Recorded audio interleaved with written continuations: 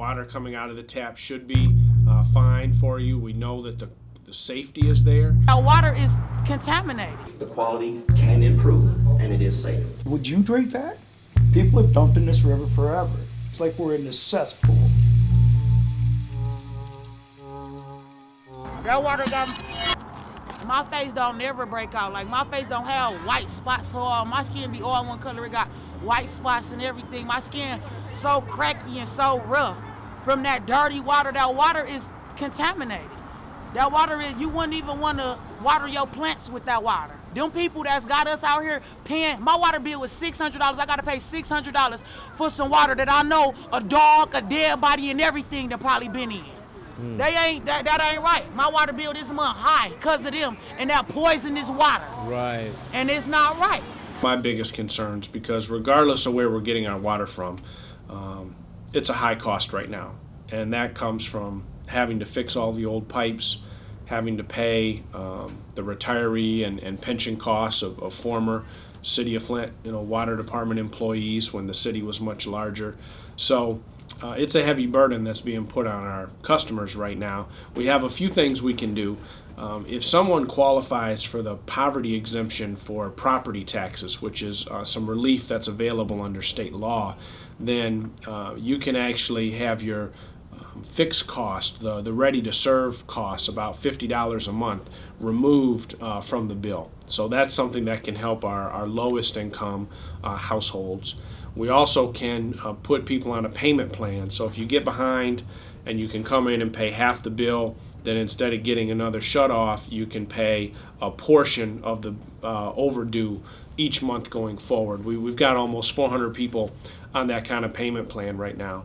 And the other thing that's in place with some private contributions is something called Keep the Water Flowing Fund, and that's administered through the United Way, the Salvation Army, and Catholic Charities, and they're able to work with people on a one-on-one basis, and in many cases pay the overdue amount or the amount someone needs to get the water back on if it had previously been cut off. So that's helped now a few hundred families, and they'll continue to take appointments each month to get more people with that assistance. The last thing is I'm looking at everything right now in the budget, and when I propose that to City Council later next month, you're going to see some things that will provide some relief to our customers.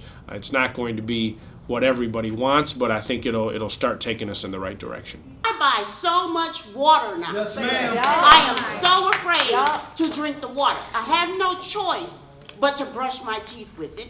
I have no choice but to wash my tail with it, excuse the expression. But some things I do have a choice, and that's not to drink it. Because if it does this to my skin, I have no idea what it will do to my intestines, my throat when I swallow it, my grandchildren when they drink it, my elderly mother when she drinks it, But guess what? Everyone cannot afford to go to the grocery store and buy gallons and gallons of water. The people of Flint say we do not want the Flint River water. When are you going to listen to the people? Never. The Flint River is poisoned with toxins from General Motors and all these other companies. Many companies will not use the water. We have that on record. The mayor said it. It's been on TV that they will not use the water because of all the damage that is done to their paint or engines. We know that. We hear it in the record. But you all are not listening to the people of City of Flint. We're here. We don't want to hear all these statistics. Nothing that you put in that water is going to correct the poison, toxin water. Are you familiar with the report that the lady Yes, that she got? And I'll try to address that a little bit. First, let me say, I really would like to get. I'd like to address the young lady that just asked the question. First, I would really like to make sure that I get your name and address so I can have a team come out and look at your water. And we'd like to do that on the front end just to make sure we're addressing that concern. Secondly, what a lot of people weren't aware of was the language that came in that where it addressed the compromise of the infants is standard language on all consumer reports. I understand. I'm just trying to make the point. That's why we want to come out about us. That is why we're here, is to try to address. It's a If clean you water. don't want lawsuits, I'm tired of it would breaking be out. smart I'm to tired go of back my to the coochie itching water. the can out. Because I'm tired of it. because the lawsuits will come. Let's show this town and this community how it's done. Your example here in Flint is a national example. It was what was going on in other communities that led your community members to call Aaron and to say, we need help.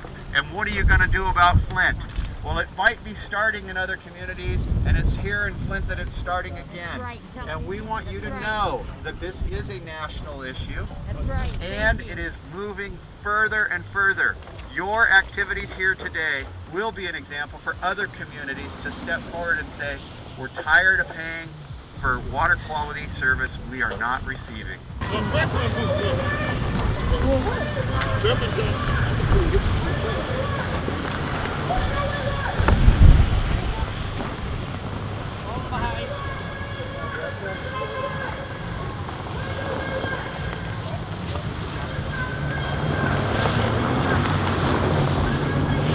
That the city's been coming in testing my water on a weekly basis. My iron content is 3.3, over 3.3 faithfully every week.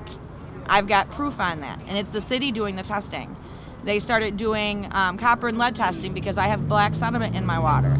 That showed trace amounts of copper, so they decided to do an actual water lead test, and my lead level is at 104 parts per billion. EPA standard is 15. I took it to all the local media in the area, and not one person aired it. Well, I went to a meeting down at the MTA, and they saying that the water is safe to drink. But I'm not understanding how it can be safe for some people to drink, but it's not safe for all people to drink. Infrastructure. So if you have children and you have elderly people, they can't drink the water. Right. So how can that be safe?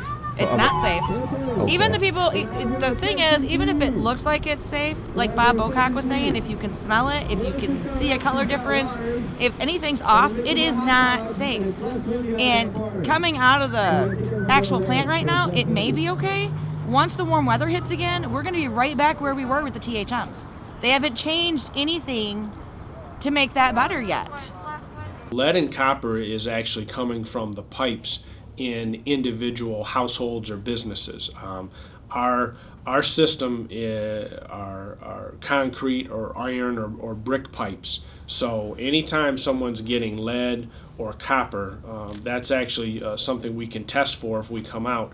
But then something's going to have to be done to the plumbing within that individual house or business. The simplest thing someone can do is run the water for a period of time before using it. Let some run through the drain or through the faucet, and that'll help flush the system out if you happen to be in one of those older homes where you're getting a concern about lead or copper. Well, let me speak on the water shutoff first, and then I'll go to the other one because I can remember that as well. I've been speaking to the mayor and the city administrator about this shutoff protection plan, and we gotta cross some T's and dot some I's to make sure that this is done accurately, and that we are able to do this without costing the city any stress. But it's a good idea, and it's the ideal that is, we're treading on that ideal. I can say that much. The city administrator and the mayor maybe can elaborate on it a little bit more than I, because it's just a proposal that I submitted, and it was passed by council 6-1. We, meaning the administrative staff with the city, we have looked at something similar to the protection plan, and we are running the numbers on that. We do have a plan that's in place now. You can pay 50% of your bill, and your water will not be turned off, and the overage from that, you pay that in 6 months. Now, so we are looking at maybe doing something a bit different from that, and try to mesh that with Councilman Davis's recommendation. and also still ensuring that this does not impact us financially. So, and then even other council members have had ideas as well. So I would like to just address that. Also, we've had issues with the water deposit fee, trying to get people to locate to the city of Flint. This summer, you're going to see some pipe replacement for the first time in decades. So we are putting some capital improvement money into those changes. A lot of the pipes and where they intersect with each other, we have valves that help direct the water one way or another. So we're also going through and doing a lot of valve testing and resetting throughout the city. So that'll make sure that the water actually flows, from point A to point B without taking too much time. We want to get the water around to everybody in the city within a couple days, but last summer there were some places where it was taking 6, 7, 8 days, and that really contributed to the problem because the water gets warmer, it stagnates, and then that, even if it's safe to drink, based on the test, that's not going to have a quality or an aesthetics that you'd want. I believe the mayor is using every resource he has possible to focus on the community and help the community out. I think the mayor does a fantastic job in this city, using the resources that he has to find a solution to this issue. I'm sure he's doing the best of his capabilities. We need to look ahead and focus on the future. Because we're rebuilding Flint for the 21st century.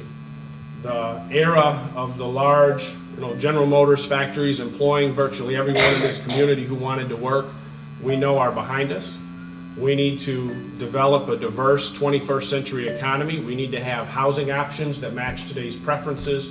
We need a transportation system and a park system that all support that diversity and this new sense of community here in the 21st century. The good thing is that we've worked very hard, despite an emergency manager being in place, to put together a blueprint, a plan for how our community can move forward. We had unanimous votes from the Planning Commission and the City Council on the adopted master plan. We've had strong support from the City Council on the strategic planning framework and the capital improvement plan. So those plans that we all can look at, we've all been able to participate in the process, that lays out what we can do to improve the safety and strengthen our neighborhoods, what we need to do to attract jobs and new development, improve our water system and our infrastructure system, and provide more opportunities for our youth. Now, in the next few weeks, you'll see me come forward with the budget proposal for how we can use the resources that we have to achieve those priorities in the next couple years. So that will, with City Council support, we'll get that in place in June, and we'll have the detailed plan for how we need to move forward together. But I think it's going to depend on us working together. It's going to depend on us looking ahead at how we can deal with the future issues and the future challenges, and that's going to be something that myself, the City Council leadership, the City Administrator, and frankly the entire community